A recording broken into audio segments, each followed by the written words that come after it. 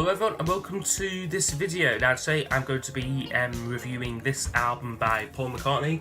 I'm going to be looking at 1983's Pipes of Peace album. So this review was requested by a user called Mean Mr. Mustard.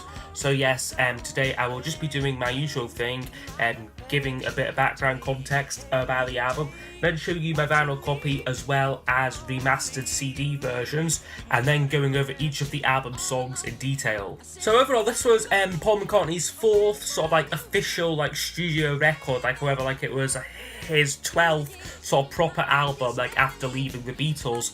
It was released on the 17th of October in 1983. So this album was recorded around about the same sort of time as Tug of War, which was his previous album. It was the same sessions, same musicians. And that album, when it was released, got all-round critical praise. So maybe in a attempt to repeat the winning formula of Tug of War, he decided to issue some of the outtakes from those sessions on this album, as well as writing a few more new songs. So the album was complete by September 1982. However, the record company decided to hold it back for a year, wanting to space out the releases. It done okay commercially. It reached number 5 on the UK charts. However, it done a lot poorer in America, only reaching 15 despite it having a US #1 single on it. It was also reissued in 2015 as part of the Paul McCartney Archive collection series, which showed the album in a slightly better light. However, it is still widely regarded as one of McCartney's lesser works. So I'll now just show you the vinyl, but first I have got the Archive CD here, 2 CD edition. There was also a deluxe box set of this put out. I never got around to buying that. It says the back of it there, just track listing. Inside, and then the 2 CDs here. So with this you get a lot of bonus content, just sort of artwork, lyrics and whatnot, just the usual stuff in there. You get some pretty good bonus tracks, some demos, some B-sides and that. So yeah, this is certainly worth picking up, if not just for the bonus stuff. But the actual vinyl here, this is a original one from 1983. Start with the cover. I don't particularly like the album cover all that much. Then there's this back photo here, which McCartney just looks a little bit stupid in it, a stupid pose there. Much better photos from these sessions, from this photo session, I think could have been selected, whoever they chose that one. The inside gatefold here just has some of the people involved with the making of the record, some famous faces such as Ringo, Michael Jackson, 10cc's, Eric Stewart, as well as some session musicians, Steve Gadd, and bass player Stanley Clarke there. It also comes with a custom inner bag here, which looks like this here, lyrics on it, little artworks and that. I do quite like the labels with this release. Side 1 is a sort of a vintage parlophone label, sort of the very old design, which is quite nice. A little bit random, why it's on this album, no idea, but it looks pretty cool. The other side though, is this sort of nice sort of custom chair design, which I do quite like as the record label. So yeah, that is the vinyl looked at. Okay, so I'm now going to go over each of the album songs. I will score each track out of 10, and then those songs will be used to give us a overall percentage marking for the album. We soon discover that one and one. Okay, so the album opens up with the title song, Pipes of Peace, which is a really great song. Could just hold up my copy off the 7-inch single here for this. Begins the album very, very well, very well, with the soundscape of a battlefield. Now the actual song itself kicks in, is great. We've got some really nice piano playing on it, also excellent production from George Martin. It's got these different singers on it, different sort of instruments on it. It is a very, very good song, I think. Lyrically, it is a little bit sort of sugary sweet, quite idealistic. However, the actual melody of the song, it does make up for it. It's also got a brilliant music video, what's certainly worth mentioning, which is maybe one of the reasons why it was a UK #1 single for about 3 weeks or something. also as well like McCartney's only number one single here, like as a solo artist, like all of like his other like number ones like have been like with the Beatles, Wings, like all like duets like with like other artists. Say what you want, but don't. And then the second song on the album is Say, which again like was another single from the album. This is a song which does divide like McCartney fans. Personally though, I do quite like the song. Like it's very fun, like a little bit lightweight but like catchy as hell though. Like also like enjoy like Michael Jackson's contributions like to this track. I think it works really well like as a duet. And like as I said, like the lead single from the album here, like just on like 7-inch single here, like reached like the top spot like on like the US charts. Like only got to number like 2 like here. Like I say only like number 2. Number 2 was still like a good like chart position for it though. So yeah, that is Say, which I would give a 9 out of 10 to. Other me would rather be the glad one. Third track in though is called The Other Me, which is a slower ballad. This one here, it is quite nice. Like I mean, like there's nothing too wrong with it. Well, saying that though, the lyrics on it are like a little bit like sort of like sloppy, like in like places. Like I know I was a crazy fool for treating you the way I did, but something took a hold of me and I acted like a dustbin lid. That's the first line like to like the song. So yeah, like it isn't great the verses. However, the bridge though, like I think like is like quite good. Quite good to it. A little bit dated sounding like as well, like with like the production, like it's got like a drum machine like on it, like as opposed to like actual drums. So yeah, like it does kind of like date it a bit for me. So yeah, The Other Me would get a 7 out of 10.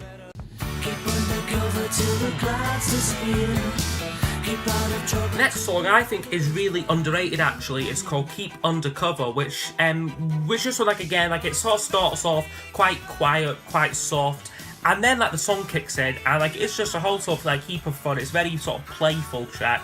Reminds me like a lot of like a British band called like Madness. Like they had like a lot of like songs again like this very sort of fun, like slightly sort of like ska like style, and that like songs like Baggy Trousers and that like really like remind me of this song here.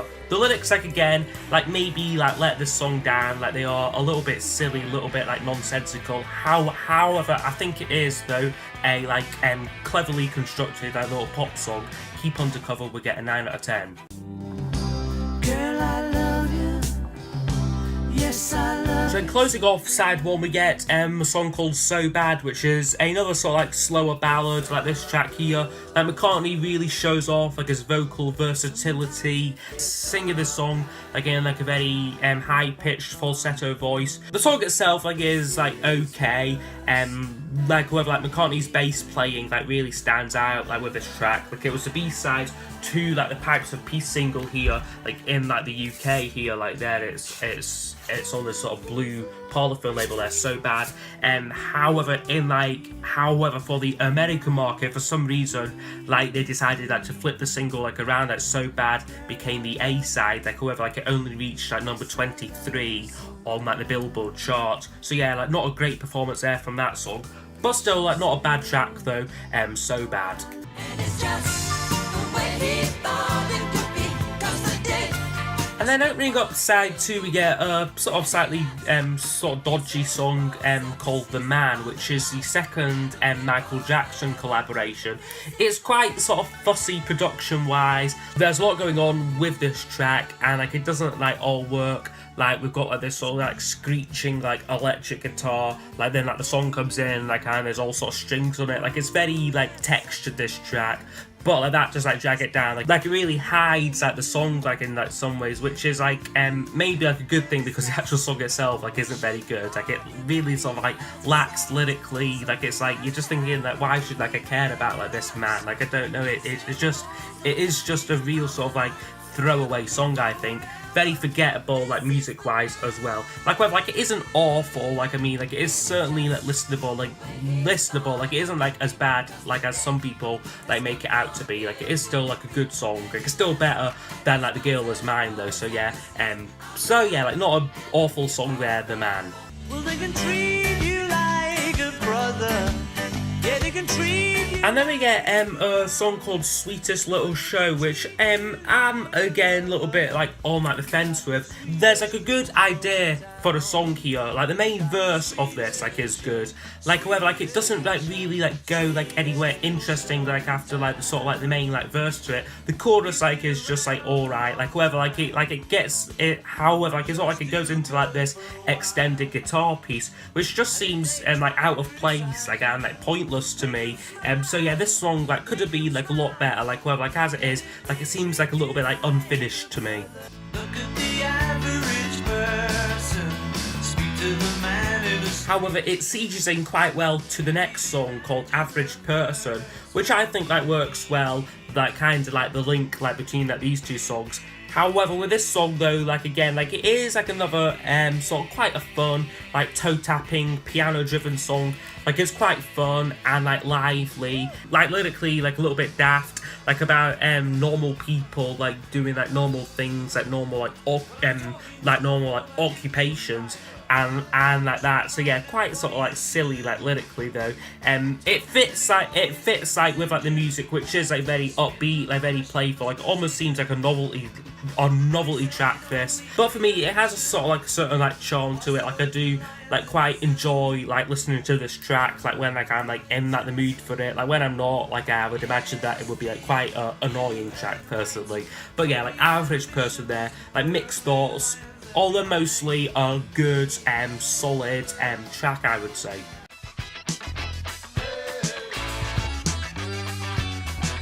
So yeah, like overall so far, like I've been sort of like slightly like defending like this album. Like it does come in like for like a lot of flack. Like whether like now we are like at the point like on the album where like I do like really sort of understand like people like you say that this is one of his like worst like albums. Get a song called Hey Hey, which is should have been just like left like in like the vault for me, like in like a cupboard somewhere, like never like to be touched. Like it's a very sort of sloppy like instrumental song. Like McCartney like jams like on like this track like with bassist Stanley Clarke. However, it is just a real sort of waste of time for me. Like it's just like why?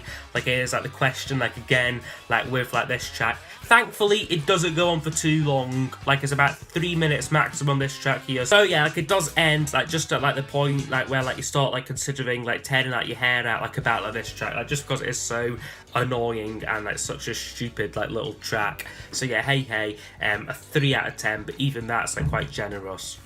It's a tug of war. And then, like, if you think it couldn't get much worse than that, then it does a little bit with a song called Tug of Peace, which is kind of like, I sort of like admire like what McCartney like was trying to do here, like a mashup like this song, like with like the previous album's title song. Like maybe like in like some ways like to reinforce the point that like they are like supposedly like connected like these albums. Like they somewhat like are like they've got like the same producer, like same sessions and that. Like whether like this is like it's kind of like he's just sort of like it sounds a very forced song. Like I do like as I said like appreciate him like trying like something new and like different like with this song. Like however like surely like after like recording this and like playing it back, like he must have thought this isn't worthy like of being on one of my albums. Unfortunately he did, and like he shoved it like on here, just filler. So yeah, Tug of Peace would get a 3 out of 10. We wasted time and again. And then thankfully though, the album is redeemed by the closing song called Through Our Love, which I'm giving a 9 out of 10 to. This does close the album quite well. Again, like I like the contrasting sections with this track. Like the start of it, quite soft, quite quiet. However, halfway through, it just really like explodes this track like into life, changes like upper key like as well, which helps. Like we've got like these sort of like these big drums in it, big orchestra on it. I think it really works, like really sort of like effective. Like again, like it is a little bit sort of like soppy lyrically, like whatever. Like I do like it though. The actual song itself, like the melody is great, and like also just as like a love song, like I think it is like one of McCartney's like better ones. So yeah, Through Our Love would get a 9 out of 10. To make it come true. So yes, overall, this album would score 70%, which isn't an awful score. However, it isn't a great score either, just a good, solid record here. I I think he could have made it like a little bit better, like, because on like this bonus CD here, you get some really good like bonus tracks, such as a song called It's Not On, which is fantastic. Like, McCartney fans like knew like nothing about that song like before like it was like reissued this album, and like it's great. Like, it's sort of like an Uncle Albert, like Admiral Halsey sort of type song, like where he's doing like different vocals of that, just really wacky, but like would have really suited the album, like, I think. Like, also a song called Ode to a Koala Bear, like again, like a little bit silly, but like again, like it would have been a good addition for the album. Like, certainly a lot better than Hey Hey, and like also songs like Twice, and like also Twice in a Lifetime, which is again like another like good ballad.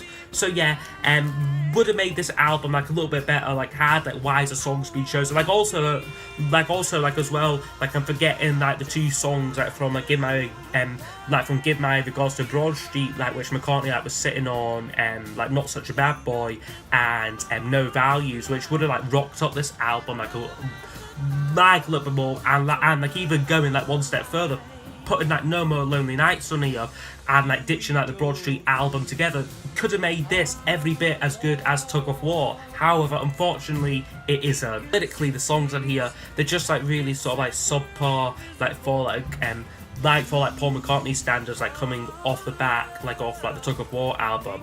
So overall, like looking like at like his career, like I wouldn't say this is his weakest album, but certainly like it is like among them. Like it isn't like a sort of like bottom half like off like my ranking list personally. So yes, I hope you have enjoyed this review. Like, I would be interested to know what you think of this album down below in the comment section, and I will see you all next time for the next video.